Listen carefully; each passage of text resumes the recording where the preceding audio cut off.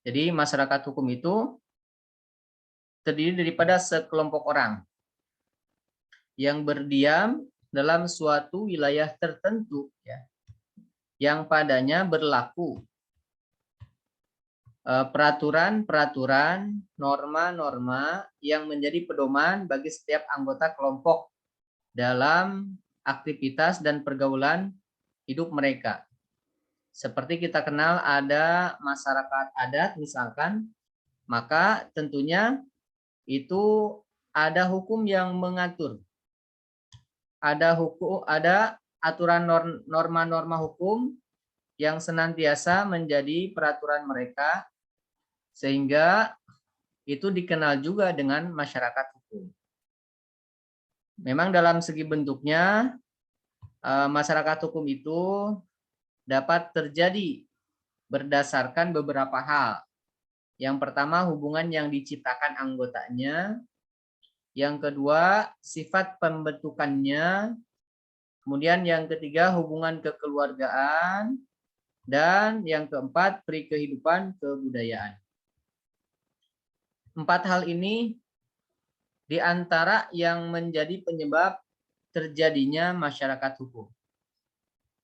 Misalkan kita mengenal ada masyarakat budaya, ya.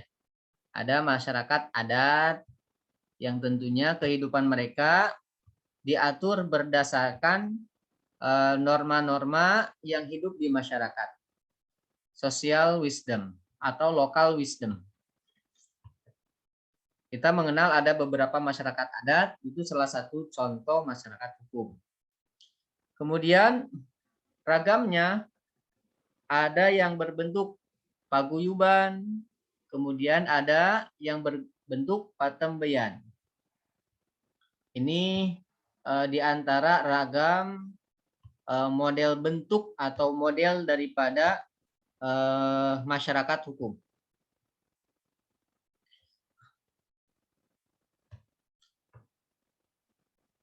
Dan ini bentuk ini merupakan bentuk yang paling populer, yang paling banyak, ya, yang diciptakan oleh anggota-anggotanya.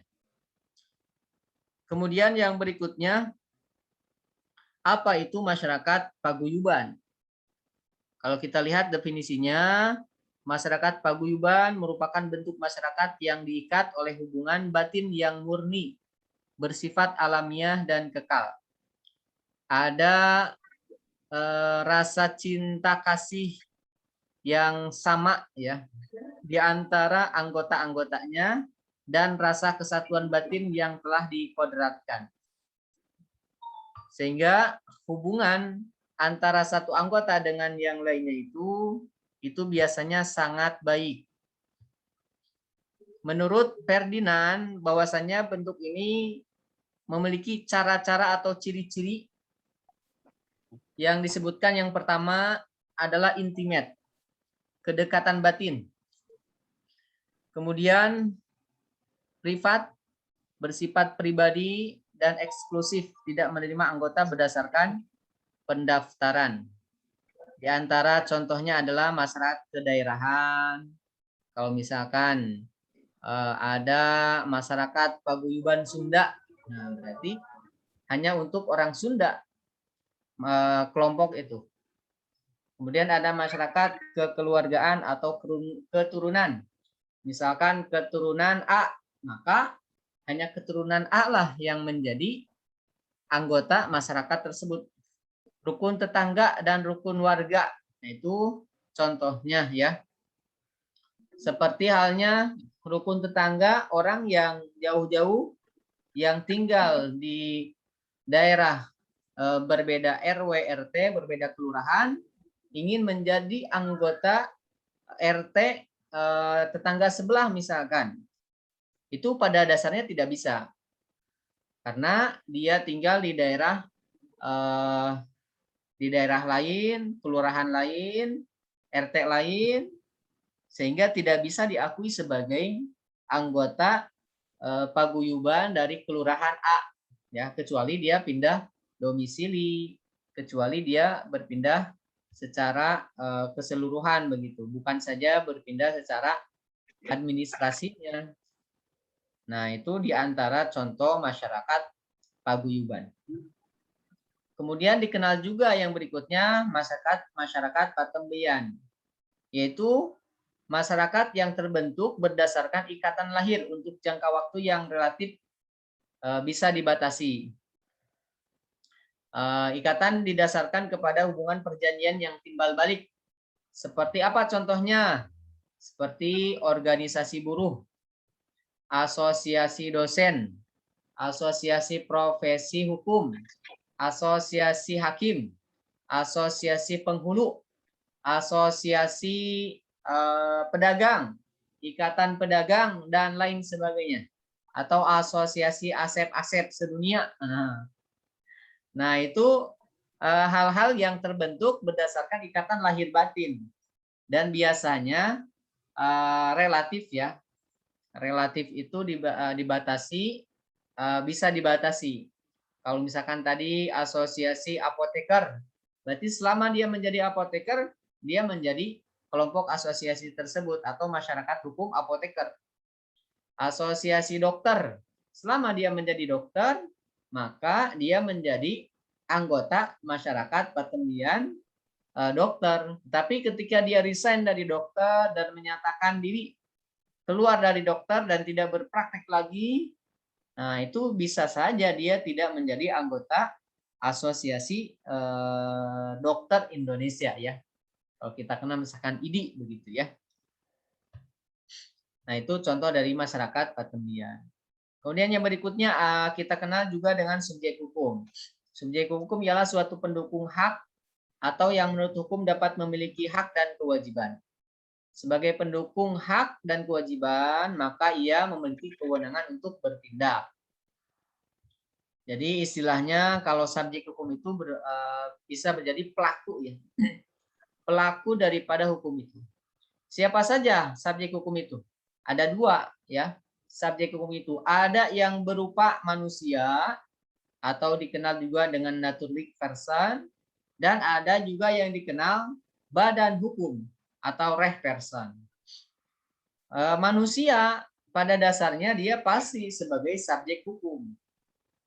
Dia bisa berlaku memiliki hak dan kewajiban. Dan ada di luar manusia yang dilakukan sama seperti manusia. Seperti siapa? Yaitu lembaga yang berbadan hukum. Dia sudah terdaftar di Kemenkumham, kemudian punya akta legalitas, dan seterusnya, sehingga dia bisa bertindak sebagai subjek hukum. Contohnya apa? Ya contohnya Yayasan A misalkan ya. Ketika Yayasan A itu sudah berbadan hukum, maka dia menjadi subjek hukum. Bisa menggugat ya. Menggugat atas nama yayasan, misalkan Yayasan A dia diduplikasi misalkan oleh yang lainnya, merek dagangnya dan seterusnya, maka Yayasan A ini bisa menggugat pihak B yang melakukan duplikasi, melakukan apalagi misalkan sampai melakukan pencemaran nama baik kepada Yayasan A, nah itu bisa dihukum, bisa diajukan bisa mengajukan gugatan seperti itu ya, karena dia sudah menjadi subjek hukum. Syaratnya apa? Syaratnya kalau untuk lembaga atau non manusia itu harus berbadan hukum dulu ya. Kalau misalkan sudah berbadan hukum, maka dia sudah menjadi subjek hukum. Kemudian pada dasarnya seseorang dinyatakan sebagai subjek hukum ketika dilahirkan dan berakhir ketika meninggal dunia. Nah, ini sebagai sunatullah ya, sudah hal yang lumrah. Namun dalam hal-hal tertentu anak yang ada dalam kandungan dianggap sebagai telah dilahirkan bila kepentingan si anak menghendakinya. Hal ini sebagaimana ditetapkan dalam pasal 2 KUH Perdata. Dan termasuk ya di dalam aturan kewarisan pun, kalau misalkan seseorang sudah mengandung atau seorang istri sudah mengandung, maka si anak itu harus diperhitungkan. Caranya bagaimana? Caranya adalah hal yang sangat menguntungkan bagi si anak atau calon bayi. ketika dia menjadi ahli waris, hal yang sangat menguntungkan posisinya sebagai apa? Sebagai anak perempuan atau anak laki-laki. Maka yang pasti itu diposisikan sebagai anak laki-laki. Karena kalau menjadi anak laki-laki, maka itu adalah posisi yang sangat menguntungkan. Misalkan dia diposisikan sebagai anak laki-laki, maka dia akan mendapatkan asobah. Kalau mendapatkan asobah, maka bagiannya bisa jadi yang paling besar. Kemudian kalau diposisikan menjadi anak perempuan, dan anak perempuannya satu misalkan, dia tidak ada anak yang lain, dia mendapatkan setengahnya. Kalaulah dia yang lahir misalkan anak laki-laki, sedangkan bagian yang sebenarnya itu lebih daripada setengah, maka sangat sulit untuk mendapatkan bagiannya yang sudah diambil oleh orang lain. Tapi kalau seandainya dia mendapatkan yang direncanakan itu adalah mendapatkan asobah, ternyata yang lahir adalah perempuan, maka sisanya itu bisa dibagikan lagi sesuai porsinya kepada ahli waris yang ada, yang merupakan bagiannya atau haknya. Nah, itu ya subjek hukum. Kemudian sebagai subjek hukum, manusia mempunyai kewenangan untuk melaksanakan kewajiban dan menerima haknya. Seorang yang wenang untuk yang wenang hukum belum tentu cakap hukum atau bekwam. Seseorang dipandang cakap hukum apabila telah dewasa dan sehat jiwanya serta tidak berada dalam pengampuan. Kita mengenal ada perwalian ya, anak laki-laki atau anak perempuan atau anak yang mana dia di bawah 21 tahun, maka dia harus diperwalikan kepada yang lain. Artinya dia belum berdewasa. Kemudian usia dewasa bisa kita lihat ya. Menurut KUHP Perdata, batas minimal usia dewasa bagi laki-laki adalah 18 tahun dan bagi perempuan adalah 15 tahun. Namun berbeda ketika kita lihat di dalam Undang-Undang Nomor 1 Tahun 74 tentang perkawinan. Bahwasanya bahwasanya yang namanya anak sudah dewasa itu minimal usia 19 tahun. Sedangkan menurut KUH pidana usia dewasa adalah 16 tahun baik laki-laki ataupun perempuan. Nah, kira-kira mana yang kita ambil? Nah, tentunya sebagai prinsip kalau misalkan yang itu terkait dengan perdata Islam, maka kita ambil undang-undang perkawinan. Kalau misalkan itu berkaitan dengan pidana, maka kita ambil batasan minimalnya adalah 16 tahun. Oke, di sini ada yang usianya 15 tahun. Muhammad Taba. Usianya ya, berapa Taba? 18, Pak. Oh, 18. Nah, berarti kalau masih usia 18 ini belum cocok ya. Belum dewasa berarti ya. Secara usia belum dewasa. Tasya, berapa usianya Tasya? 19, Pak. Oke, 19 itu udah genap atau masih kurang? Pas lah. Pas. Bisa jadi kelahirannya Desember ya. Sekarang, Pak, baru. Ya? Sekarang, Pak, 19 tahunnya. Hari ini? Ya. Waduh, alhamdulillah. Selamat ya, selamat bertambah usia. Semoga tambah dewasa. Amin. Dan mendapatkan keberkahan. Amin. Makasih, Pak. Ya, Rifki Zamhur. Usianya berapa Rifki? 18, Pak. Oh, 18 ya. Oke, 18 berarti kalau dari sisi undang-undang perkawinan ini cocok untuk nikah, Rifki ya. Emang belum mau nikah, Pak. Oh, belum mau nikah ya. Ntar aja, Pak. Iya, siapa yang nyuruh nikah lagi ya?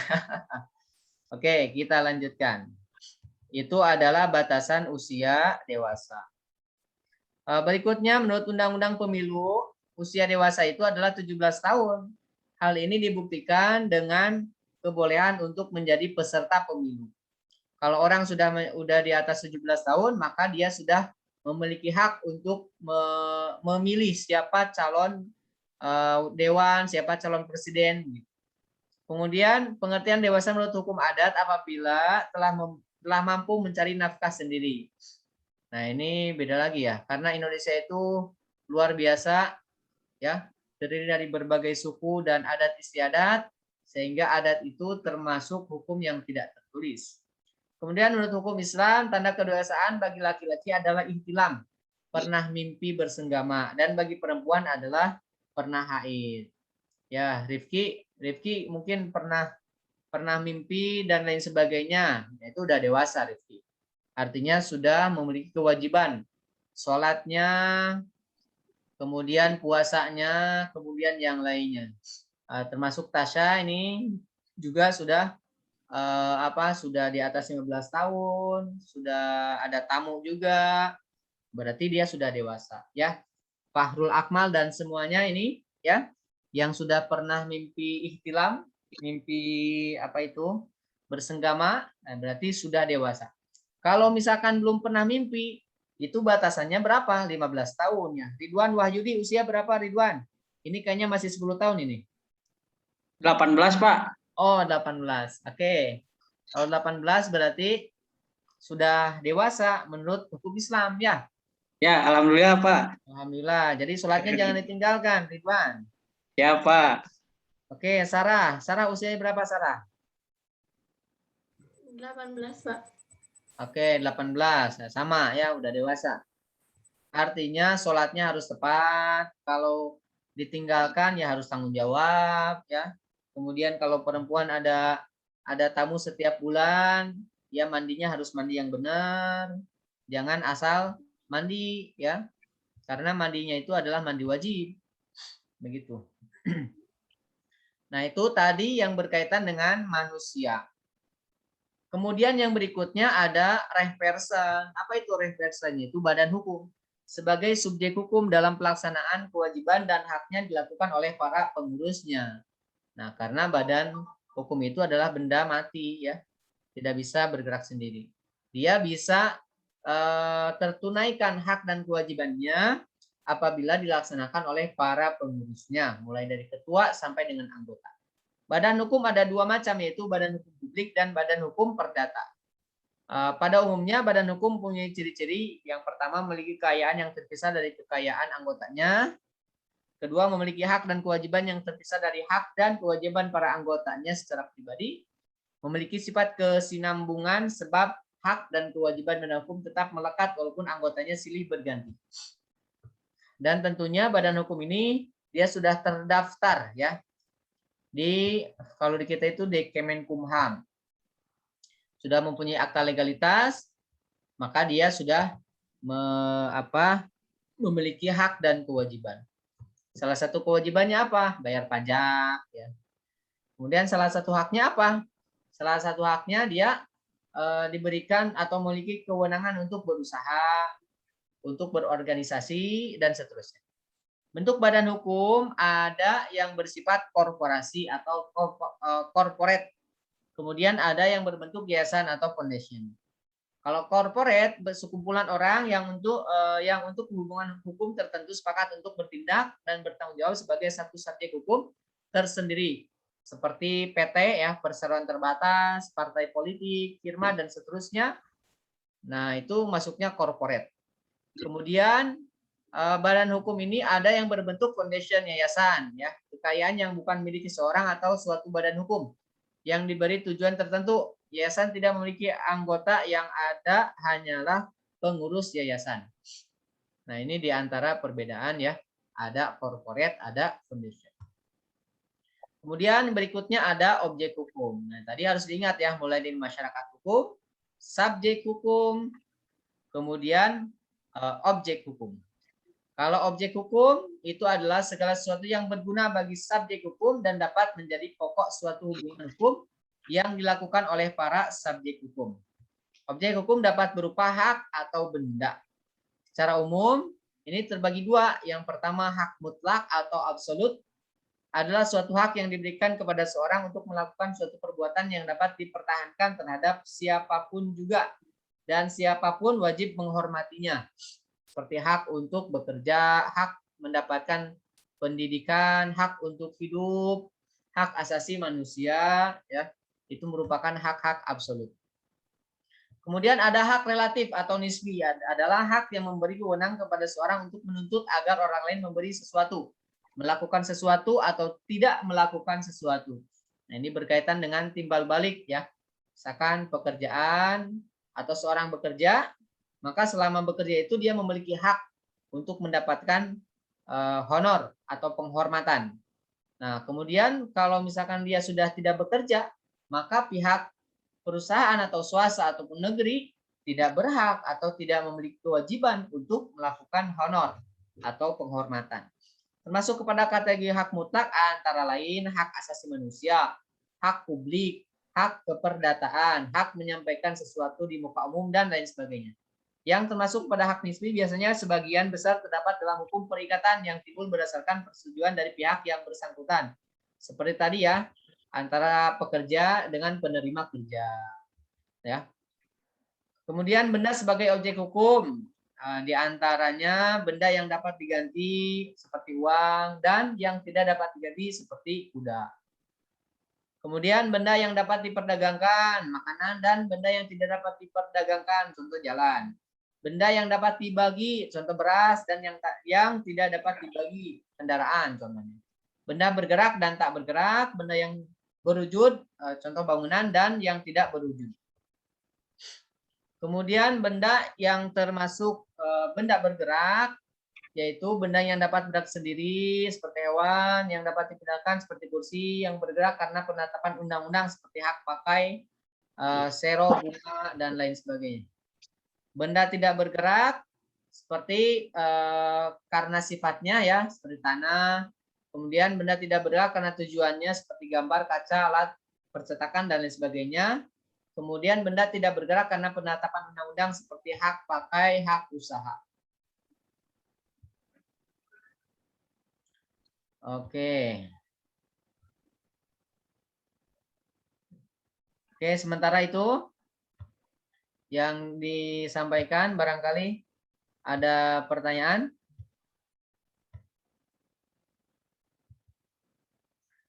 Oke, berikutnya peristiwa hukum, yaitu kejadian hukum atau res yaitu peristiwa kemasyarakatan yang akibatnya diatur oleh hukum. Seperti seseorang yang membawa motor, kemudian dia tidak bawa SIM, kecekel sama polisi, karena itu diatur di dalam undang-undang, diatur oleh hukum, maka itu menjadi peristiwa hukum. Jadi kuncinya peristiwa hukum itu adalah tindakan tersebut diatur oleh hukum, ya. Karena tidak setiap peristiwa kemasyarakatan akibatnya diatur oleh hukum. Jadi ada tindakan yang diatur oleh hukum dan ada yang tidak diatur oleh hukum. Contoh pernikahan laki-laki dan perempuan secara resmi merupakan peristiwa kemasyarakatan. Peristiwa ini menimbulkan akibat hukum, yaitu hukum perkawinan. Seperti munculnya hak dan kewajiban suami istri. Kemudian yang berikutnya transaksi jual beli barang termasuk peristiwa kemasyarakatan yang menimbulkan akibat hukum. Seperti munculnya hak dan kewajiban akibat dari transaksi jual beli tersebut. Nah, itu ya beberapa konsep dasar berkaitan dengan peristiwa hukum. Peristiwa hukum karena perbuatan subjek hukum, yaitu semua perbuatan yang dilakukan manusia atau badan hukum yang dapat menimbulkan akibat hukum. Kemudian yang kedua, peristiwa hukum yang bukan perbuatan subjek hukum, yaitu semua peristiwa hukum yang tidak timbul karena perbuatan subjek hukum. Akan tetapi apabila terjadi dapat menimbulkan akibat hukum tertentu. Karena hal tersebut sudah diatur di dalam aturan perundang-undangan. Contoh peristiwa hukum yaitu pembuatan surat wasiat dan peristiwa tentang penghibahan barang. Kemudian kelahiran seorang bayi, kematian seorang, dan kadaluarsa, yaitu kadaluarsa yang menimbulkan hak, itu akuisitif ya. Kemudian ekstensitif, yaitu kadaluarsa yang melenyapkan kewajiban. Itu contoh daripada peristiwa hukum. Ragamnya perbuatan subjek hukum. Yang pertama, perbuatan subjek hukum yang merupakan perbuatan hukum,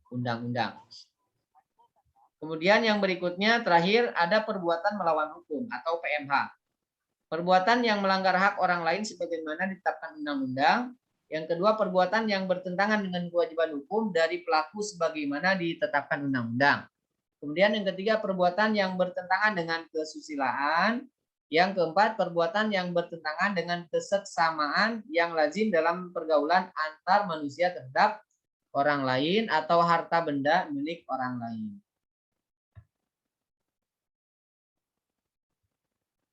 Oke.